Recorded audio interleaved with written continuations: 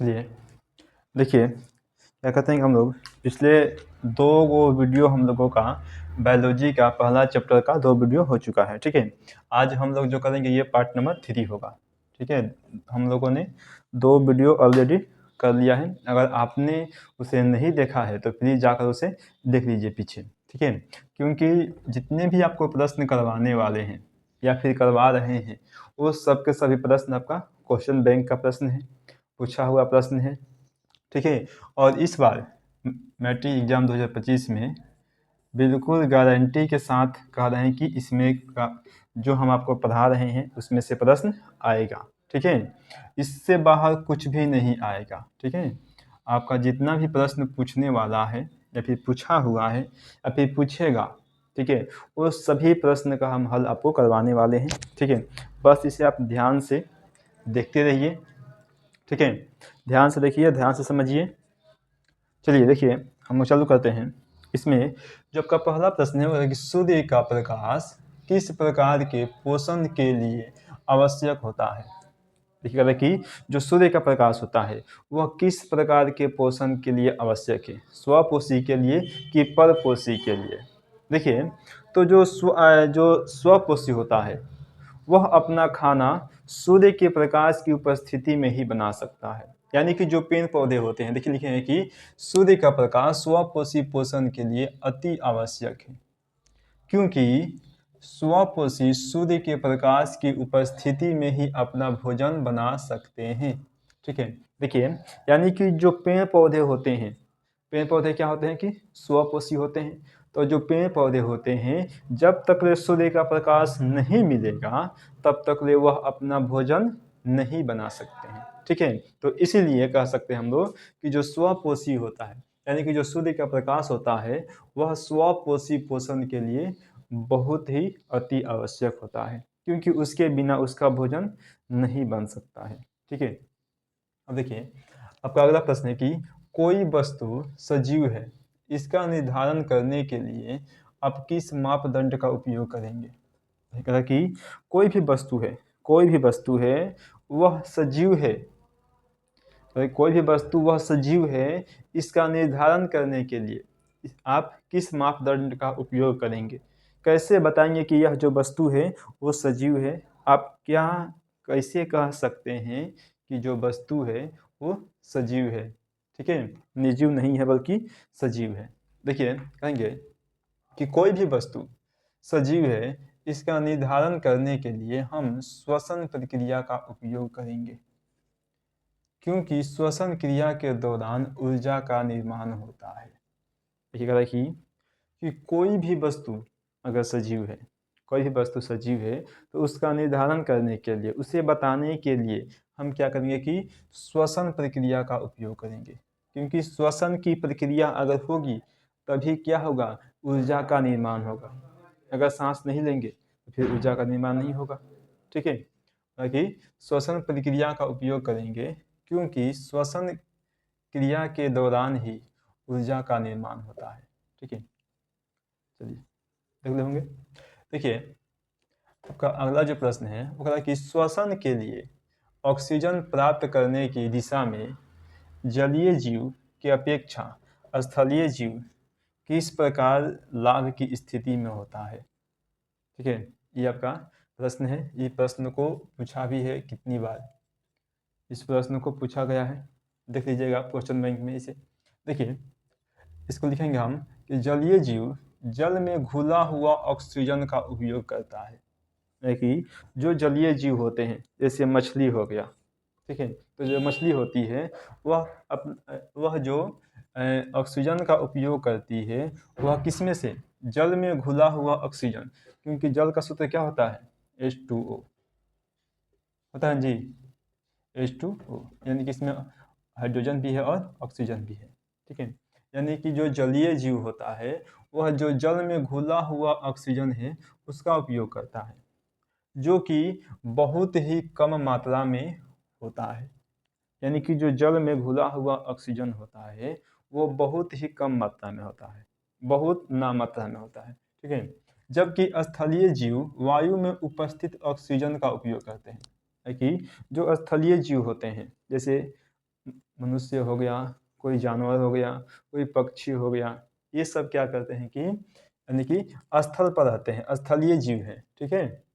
स्थलीय जीव वायु में उपस्थित ऑक्सीजन का उपयोग करते हैं, यानी कि इस वातावरण में, इस वायु में जो उपस्थित है ऑक्सीजन, उसका उपयोग करते हैं, ठीक है, सांस लेने के लिए, जो कि बहुत ज़्यादा होता है। यानी कि जो स्थल पर यानी वायुमंडल में जो ऑक्सीजन होता है वो क्या होता है कि बहुत अधिक होता है, ठीक है। मान लीजिए कि किसी जलीय जीव को हम क्या करेंगे, स्थल पर रख देंगे, निकाल देंगे, तो वह सांस नहीं ले पाएगा। क्यों नहीं ले पाएगा? क्योंकि वह जो है पानी में यानी जल में घुला हुआ ऑक्सीजन का उपयोग करता था, सांस तो वो भी लेता था, कि जो मछली है सांस तो वो भी ले रही है, लेकिन किस में, जल में घुले हुए ऑक्सीजन के साथ वो सांस ले रही है, बहुत ही कम मात्रा में।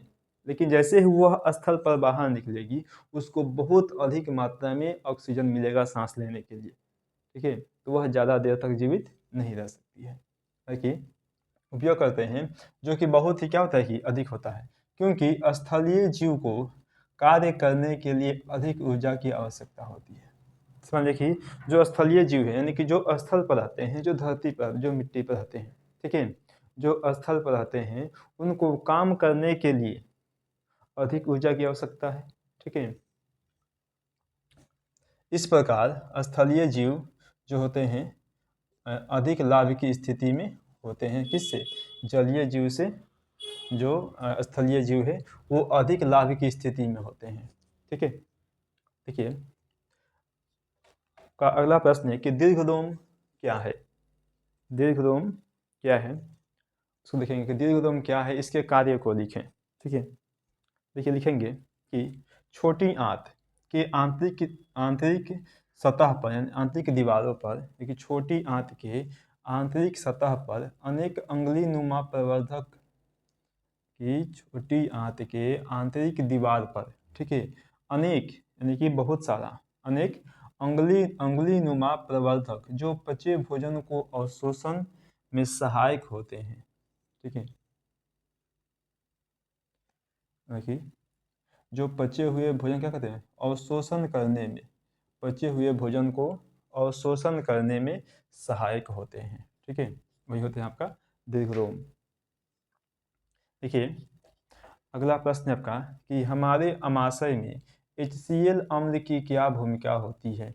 HCl कहें तो हाइड्रोक्लोरिक अम्ल, ठीक है, HCl का पूरा नाम है हाइड्रोक्लोरिक अम्ल, ठीक है। तो कहेगा कि हमारे अमाशय में HCl अम्ल की क्या भूमिका होती है, ठीक है। देखिए लिखेंगे कि हमारे अमाशय में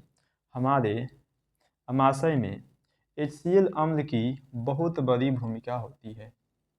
यह हमारे शरीर से प्रतिदिन 3 लीटर स्रावित होता है, ठीक है। यानी कि जो HCl होता है यानी कि हाइड्रोक्लोरिक जो अम्ल होता है, हमारे शरीर से प्रतिदिन क्या होता है कि 3 लीटर स्रावित होते रहता है हर दिन, ठीक है, प्रतिदिन 3 लीटर यह स्रावित होता है। इसे आपको ऑब्जेक्टिव में भी पूछ सकता है कि जो HCl होता है यानी कि हाइड्रोक्लोरिक जो अम्ल होता है, वो हमारे शरीर से प्रतिदिन कितने लीटर स्रावित होता है, ठीक है। तो लिखेंगे कि 3 लीटर स्रावित होता है, जिसका प्रमुख कार्य हानिकारक जीवाणुओं को नष्ट करना और रोगों से सुरक्षा प्रदान करना होता है। देखिए यानी कि जो HCl होता है, इसका मुख्य काम क्या है कि प्रमुख कार्य है कि हानिकारक जीवाणुओं को नष्ट कर देना। जैसे मान लीजिए कि खाना खा लिए हैं, ठीक है, जैसे मान लो कि गए घर पर, अब खाना ऐसे ही रखा हुआ है बिना तोपे हुए, ठीक है, ऐसे खुला है, गए और उठा कर ऐसे ही खा लिए। अब ऐसे ही खा लिए, हो सकता है उस पर कुछ क्या उठा हो, कुछ कीटाणु बैठा हो, ठीक है, अब वो पेट में चला गया, कभी हाथ नहीं धोते हैं, ऐसे ही खाना खा लेते हैं, ठीक है, तो वो भी उसमें कीटाणु हाथ में बैठे होंगे, हो सकता है आपके पेट में चला जाए, ठीक है। तो क्या होता है कि वहाँ पर जो HCl होता है वह उस कीटाणु को मार देता है, ठीक है, उसको नष्ट कर देता है, ठीक है। नष्ट नहीं करेगा तो वो कीटाणु चल जाएंगे पेट में, तो और बीमारी हो जाएगी, ठीक है। लेकिन ये क्या करता है कि जो HCl होता है वो नष्ट कर देता है, उसे खत्म कर देता है। और रोगों से सुरक्षा करता है, यानी कि रोगों को नहीं होने देता है, बीमारी नहीं होने देता है। ठीक है। अमाशय में जठर ग्रंथि से जठर रस तथा पेप्सिन एंजाइम का स्राव होता है। देखिए कि अमाशय में जठर जो ग्रंथि होती है इससे जठर रस निकलता है तथा पेप्सिन एंजाइम का स्राव होता है, जो प्रोटीन के जटिल अणुओं को छोटे छोटे खंडों में तोड़ देता है, जिसे हम क्या कहते हैं कि पेप्टॉन कहते हैं। छोटे छोटे अणुओं में तोड़ देता है, उसे ही हम लोग पेप्टॉन कहते हैं। ठीक है। देखिए अगला प्रश्न है आपका कि आहार नाल किसे कहते हैं, कि आहार नाल किसे कहते हैं। लिखेंगे कि आहार नाल एक लंबी कुंडली सी रचना होती है। जो आहार नाल होती है एक लंबी कुंडली सी रचना होती है, जिसकी लंबाई 8 से 10 मीटर होता है कि जो आहार नाल होता है इसकी लंबाई 8 से 10 मीटर होती है। इसकी जो शुरुआत होती है वह मुख गुहा से होती है। आहार नाल की शुरुआत मुख गुहा से होती है और यह गुदा यानी कि मल द्वार तक फैला होता है। ठीक है। जो आहार नल होता है वह मुख गुहा से लेकर के मल द्वार तक फैला होता है। ठीक है। देखिए कभी कभी आपको ऑब्जेक्टिव में ये भी पूछता है प्रश्न कि आहार नाल की लंबाई कितनी होती है, तो 8 से 10 मीटर। ठीक है। मार देंगे आराम से कि 8 से 10 मीटर जो है आहार नाल की लंबाई होती है। ठीक है। चलिए देखिए